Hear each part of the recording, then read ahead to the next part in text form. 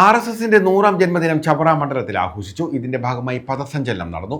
കൂടാതെ പൊതുപരിപാടിയും സംഘടിപ്പിച്ചു.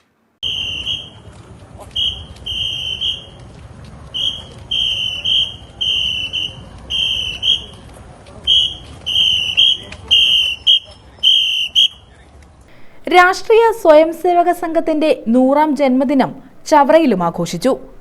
ഇതിന്റെ ഭാഗമായി വിജയദശമി പഥസഞ്ചലനം നടത്തി.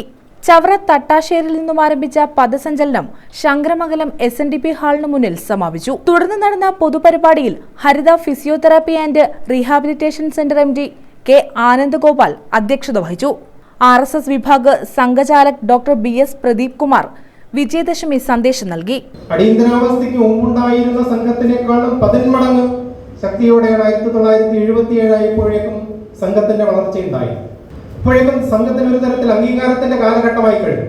പരപൂജനീയ ബാലാസാഹബ് ദേവർസിയുടെ സമയത്താണ് ഈ കേരളത്തിൽ 1982 വിശാല ഹിന്ദു സമ്മേളനം എന്ന രീതിയിൽ ഒരു സമ്മേളനം നടന്നു. ആ സമ്മേളനത്തിൽ വെച്ചാണ് അതുവരെ പഞ്ചകർക്കടക മാസം എന്ന് പറഞ്ഞിരുന്ന കർക്കടക മാസം അനുഗ്രഹീതമായ രാമായണ മാസമായി മാറ്റപ്പെട്ടത്.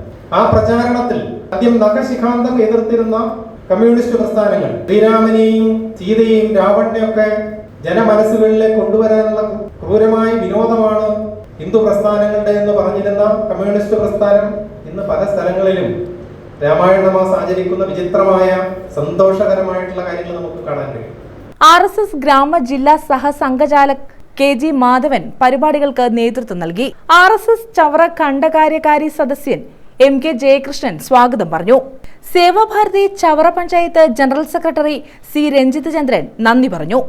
Varun G Krishna, H Mithun, S Kannan, S Sanjay എന്നിവർ പഥസഞ്ചലനത്തിന് നേതൃത്വം നൽകി.